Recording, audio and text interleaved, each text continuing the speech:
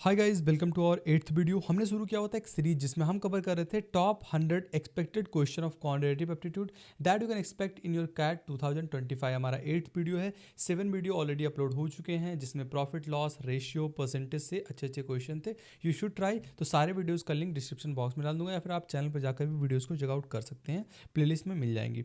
सबसे पहले आप इस क्वेश्चन को ट्राई करेंगे। अच्छा क्वेश्चन है, कैट के 2017 के स्लॉट 1 में ये क्वेश्चन आया हुआ था। बहुत साल से ये टाइप के क्वेश्चन को बहुत कम बनाया हुआ है, तो हु नोज कि इस बार आ जाए। तो आपको ट्राई करना चाहिए एंड पता होना चाहिए। इजी क्वेश्चन है बट थोड़ा सा एक कैच है, उसको हम देखेंगे। सबसे पहले आप इस क्वेश्चन को वीडियो को पॉज करके ट्राई करेंगे एंड ये ऑप्शंस आपके सामने दिए गए हैं। तो आई होप अभी तक आपने क्वेश्चन को ट्राई कर लिया होगा। तो देखते हैं क्वेश्चन क्या कह रहा है। कह रहा है if the square of 7th term of an arithmetic progression with a positive common difference वो इक्वल होता है किसके, product of 3rd and 17th term, then the ratio of first term and common difference क्या है।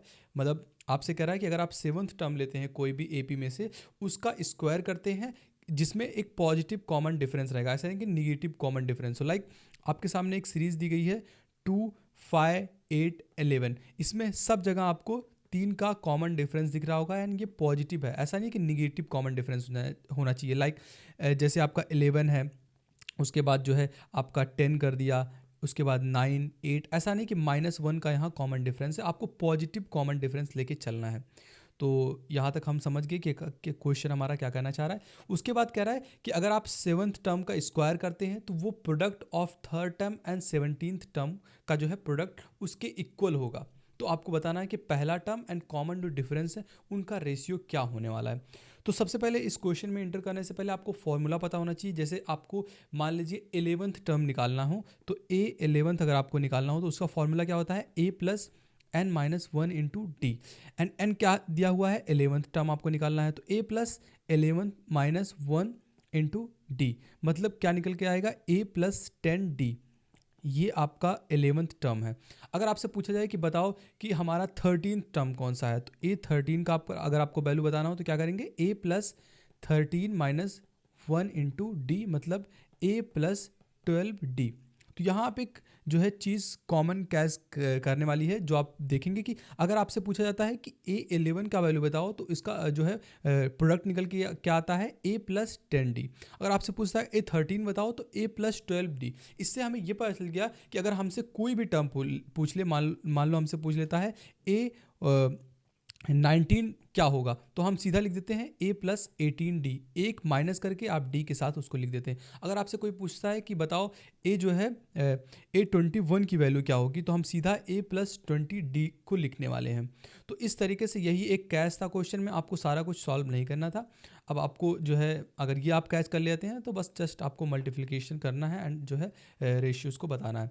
तो कह रहा है कि अगर आप 7th टर्म का रेशियो जो है स्क्वायर करते हैं तो 7th टर्म क्या होगा, A प्लस 60। अगर आप इसका स्क्वायर करते हैं तो वो इक्वल होगा 3rd टर्म के। तो 3rd टर्म को आप क्या लिखेंगे, A प्लस 2D, एंड जो है 17th टर्म को आप क्या लिखने वाले हैं, A प्लस 16D, ये लिखने वाले हैं। तो अब जस्ट आपको इसका जो है स्क्वायर करना है एंड आपको रेशियोज बताने हैं। लाइक हम देख लेते हैं, इसका स्क्वायर करेंगे तो क्या हो जाएगा, A स्क्वायर प्लस 6 का स्क्वायर करेंगे तो क्या होगा, 36D square plus 12A and D is equal to क्या हो जाएगा। जानते हैं ना, दो जो है ब्रैकेट में अगर होता है, दो संख्या रहती हैं तो उसको कैसे आप जो है मल्टीप्लिकेशन करते हैं। सबसे पहले इसका इसमें मल्टीप्लिकेशन करते हैं, फिर इसका इसमें करते हैं, देन इसका इसमें, देन इसका इसमें, इस तरीके से किया आता है। तो क्या हो जाएगा, A square plus 16AD plus 2AD and plus क्या हो जाएगा आपका 32D स्क्वायर, यही हो जाएगा। A स्क्वायर से A स्क्वायर रिड्यूस होता है, 36 अगर आप 32 को इस साइड लेके आएंगे तो क्या बचेगा, 4D स्क्वायर। उसके बाद 16D एंड 2D क्या हो जाएगा, 16AD एंड 2AD क्या हो जाएगा, 18AD। 18AD में से आप 12AD को माइनस करेंगे तो क्या बचेगा आपका 6AD। तो यहाँ से आप एक D से एक D को जो है रिड्यूस कर सकते हैं, तो क्या हो जाएगा 4AD, सॉरी यहाँ 4D is equal to 6A। अगर आप जो है A को इस साइड लेके आते हैं एंड 4 को इस साइड भेजते हैं तो क्या हो जाएगा 6D upon A is equal to 6 upon 4, मतलब 3 अपान 2। तो ये जो है हमारे कॉमन जो है पहला टर्म एंड कॉमन डिफरेंस पूछा हुआ था। तो बहुत सारे बच्चे अगर देखते हैं कि इसका आंसर क्या होगा 3:2, तो पहला ऑप्शन सेकंड ऑप्शन मार के चले जाते हैं, बट ये गलत है। आपसे पूछा गया था कि first term is to common difference, तो फर्स्ट टर्म क्या है, इसकी वैल्यू कितनी आई थी 2:, डी की वैल्यू क्या है 3, मतलब 2:3 होगा, यानी कि ऑप्शन 1 आपका करेक्ट होने वाला है। तो जल्दी नहीं करना है, जो पूछा है वो आपको बताना है।